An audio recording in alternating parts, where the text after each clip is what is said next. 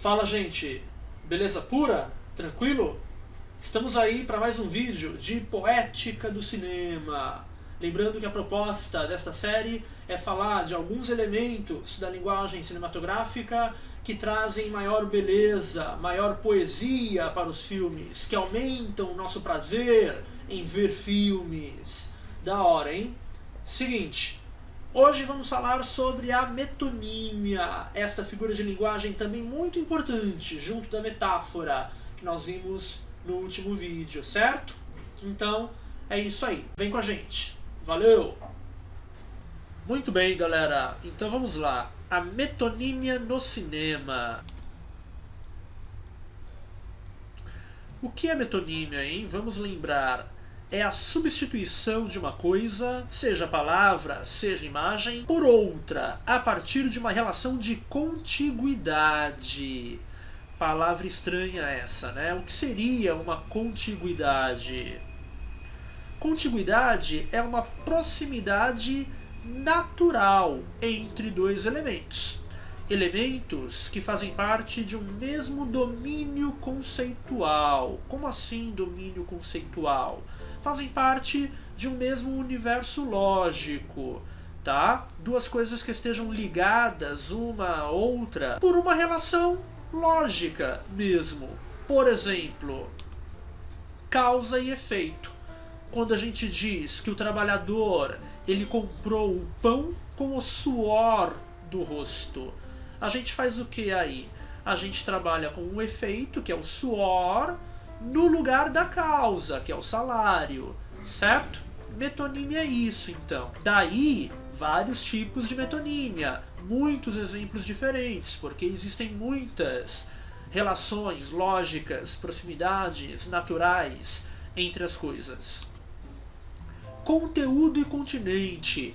Quando a gente fala, comi 2 pratos de arroz com feijão. Você não comeu literalmente o prato, né? Você comeu o conteúdo daquele prato. Daí falar no continente ao invés do conteúdo. Objeto e matéria. Por exemplo, quem com ferro fere, com ferro será ferido. A gente não vai ferir a pessoa literalmente com o elemento ferro da tabela periódica, né? Mas sim com um objeto construído utilizando-se esta matéria-prima ferrosa, ok?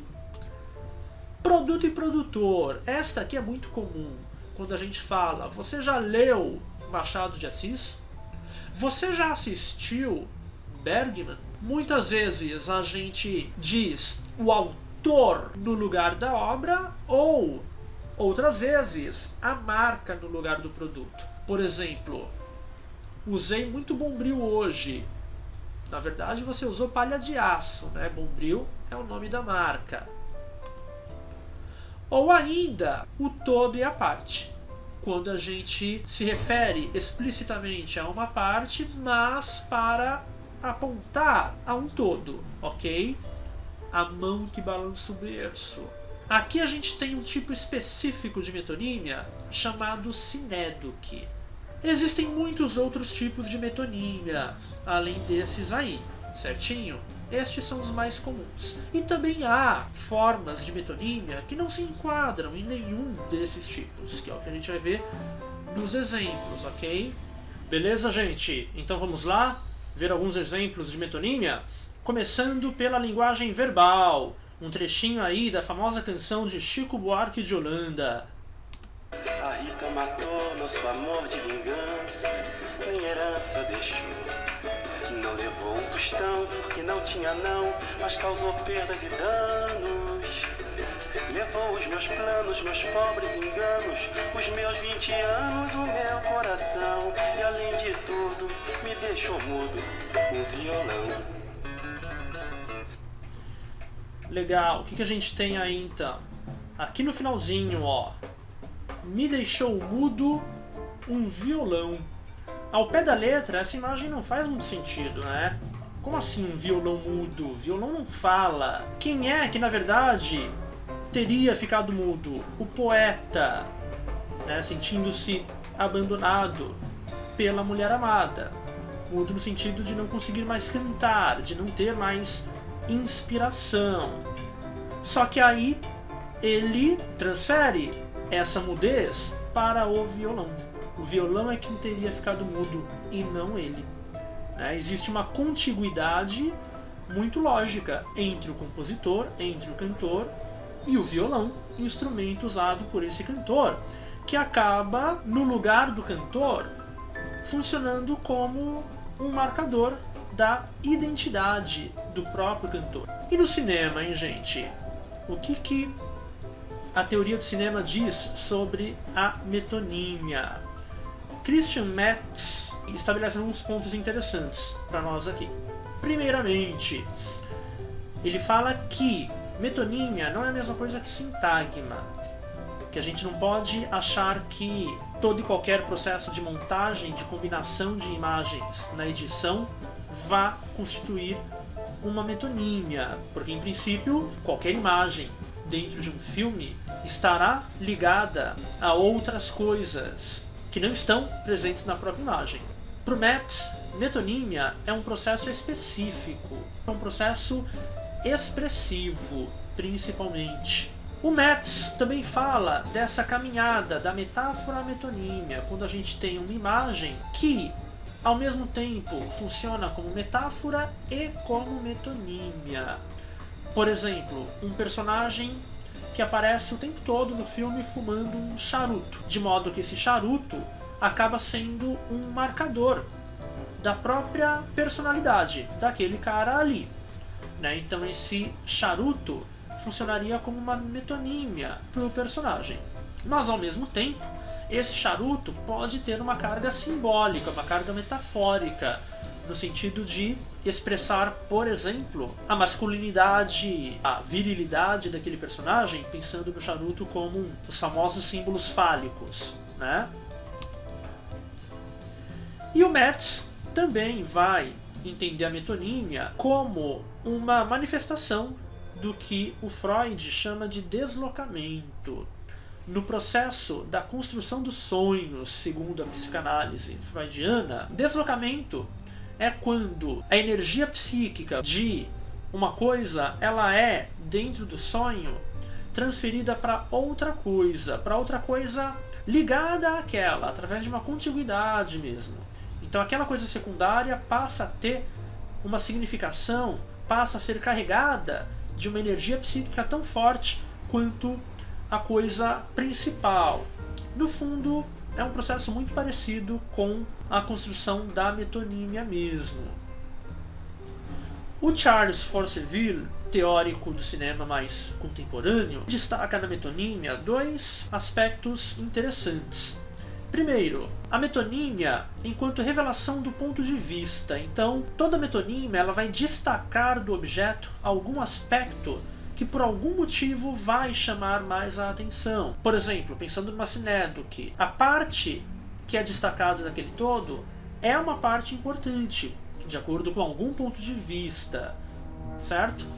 Ou pensando em qualquer outro tipo de metonímia. E o Forceville também destaca a importância das metonímias sonoras no cinema. Sim, efeitos de som e música também podem ter significados metonímicos. Por fim, a Beatrice Warren, ela usa uma imagem muito interessante aqui. Ela diz que metonímia é como fazer um highlighting, que é o quê? Sabe, marcador de texto? Você vai lá e você destaca uma passagem do texto usando o marcador. Você ilumina, daí highlighting. Você ilumina aquela passagem. E a metonímia é isso mesmo. Então ela destaca algum aspecto, alguma parte, alguma ligação importante daquele objeto. Ela vai lá e destaca aquilo pra gente. Esse é o poder específico aí, o poder expressivo da metonímia, beleza? Muito bem, vamos ver alguns filmes agora. Olha só, primeiramente The Wagoner, de Ousmane Sembène, diretor clássico senegalês. Nós temos aí, descansando em sua carroça, o protagonista do filme, enquanto vem chegando À la grâce de Dieu, à la grâce de Dieu. um pedinte Ayez pitié de moi. implorando Ayez por pitié de moi. alguma caridade. À quoi bon lui répondre? Des mendiants, il y en a tellement. A qual é negada pelo personagem principal. Muito bem, o que a gente tem aí? Duas imagens especificamente. Na primeira, nós vemos apenas os pés do carroceiro, do ponto de vista do homem que chega para pedir a esmola. Temos aí uma visão subjetiva, né? E os pés do carroceiro mostrados em contra-plongé. Isto já configuraria uma sinédoque, a parte representando o todo. Um destaque à parte. Muito bem. No plano seguinte, nós temos mais ou menos uma inversão do ponto de vista.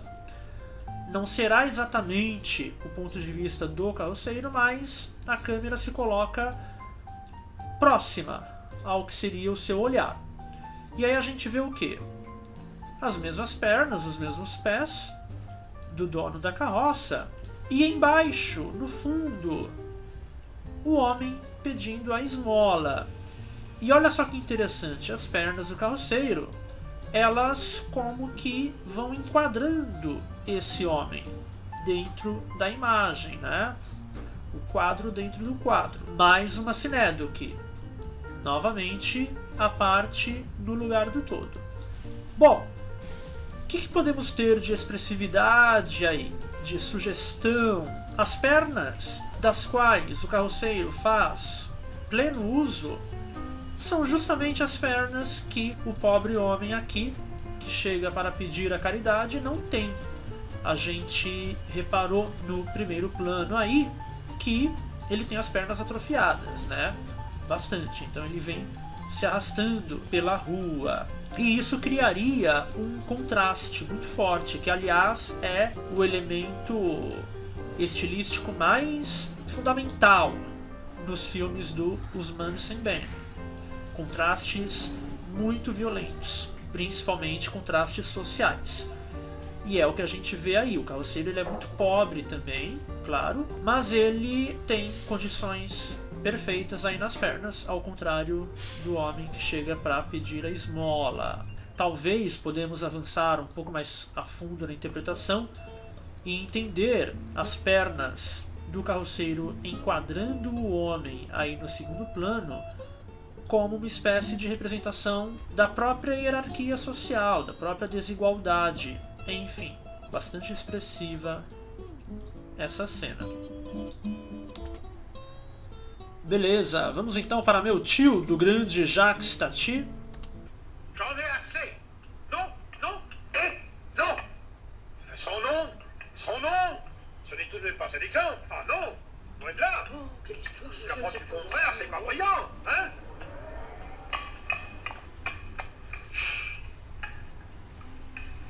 Charles, voyons, ne te mets pas en colère comme ça. Écoute, ce qui manque à mon frère, c'est un but. C'est un foyer. C'est tout ça.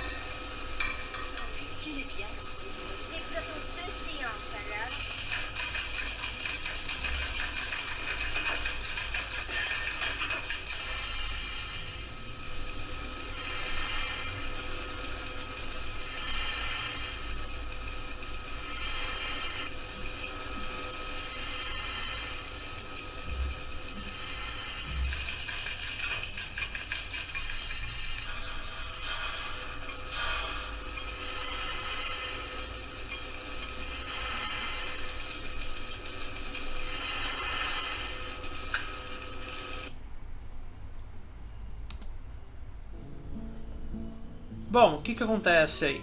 Nós temos esta figura aqui do burguês e atenção já na identidade visual criada entre a roupinha do cachorro e o roupão do homem. Este burguês, então, ao dirigir-se para o trabalho, o cachorrinho vai na frente e os trabalhadores, ao verem o animal, já entram naquele estado de medo e começam a trabalhar nervosamente. Onde que está a metonímia aqui? O cachorrinho funciona como representação do homem, aqui do seu tutor. Tanto é assim que a própria roupinha, o Jacques Tati, deixa claro aqui para nós espectadores. Onde está a expressividade dessa cena tão incrível de meu tio? Jacques Tati, ele é mestre nas gags visuais. Meu tio é uma grande sátira. A gente tem esse típico burguês vivendo na mais absoluta padronização, trabalhando numa indústria de plástico. Então ele é representante de tudo o que significa a massificação, o utilitarismo, o consumismo. O Messier-Lot, personagem clássico do Jacques Tati, é o contrário de tudo isso.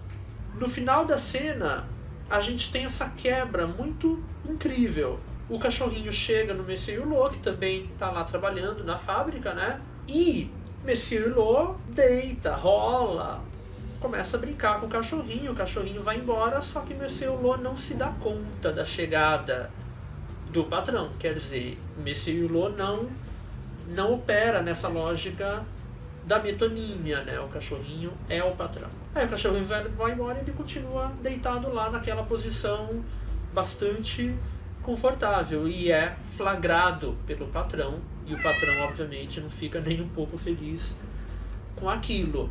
Então a gente tem aí a clássica presença do Messier-Lot como o rebelde, como resistência irreverente contra toda essa padronização do mundo moderno. Muito bem, vamos ver um exemplo agora mais contemporâneo. Hellboy, de Guillermo del Toro. Myers, this is Agent Clay. Take his lead. You make the introductions. Atenção aos chocolatinhos, eles já operam como metonímia para o Hellboy. É muito comum, principalmente em filmes de Hollywood, em filmes de super-heróis, essa apresentação do herói central, que vai sendo feita aos poucos, através de pequenas metonímias, pequenos sinais da presença da grande figura heróica. Okay, you saw the fish guy, right? Oh, yeah. That was weird. Yeah, right.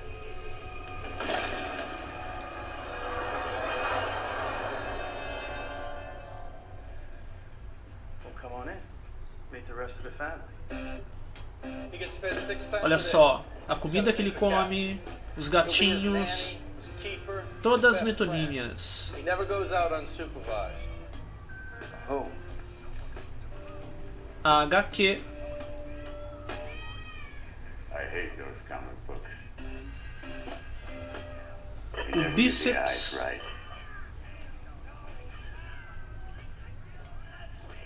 quer dizer, diversos elementos que vão se aproximando progressivamente do herói até finalmente a gente conseguir vê-lo de corpo inteiro. E ainda assim meio que nas sombras, né? Beleza, último exemplo nosso. O grandíssimo Era Uma Vez no Oeste, de Sergio Leone.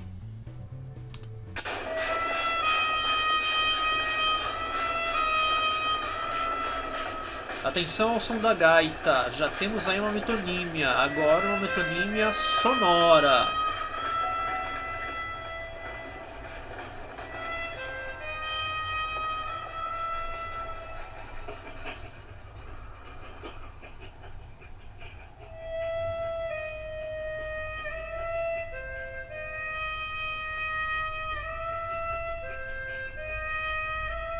Gaita que é uma marca central na identidade do personagem do Charles Bronson ao longo de todo o filme.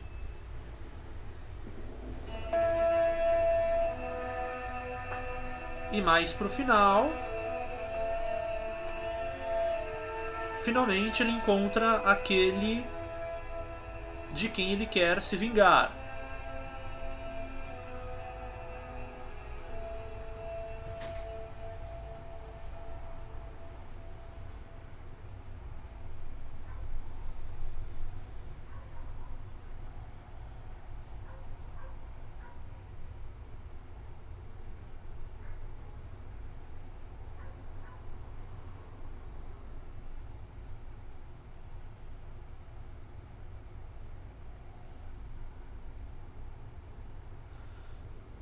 Close-in no rosto do Bronson, já preparando o terreno pro flashback, para as lembranças que ele vai ter agora. Mais uma vez o som da gaita. E o seu grande inimigo, Henry Fonda, bem mais jovem.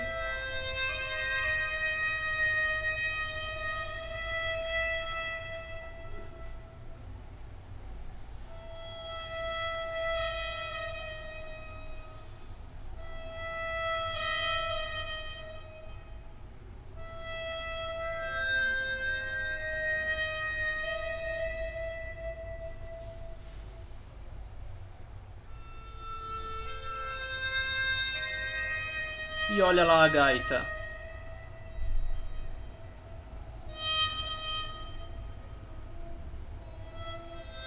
No começo da história, vinda do próprio Henry Fonda.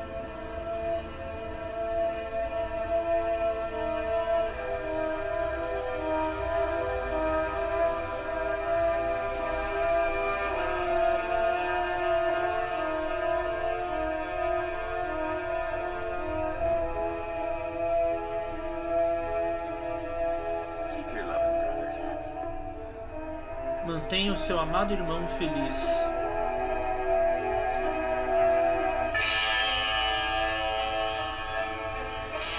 E tá aí.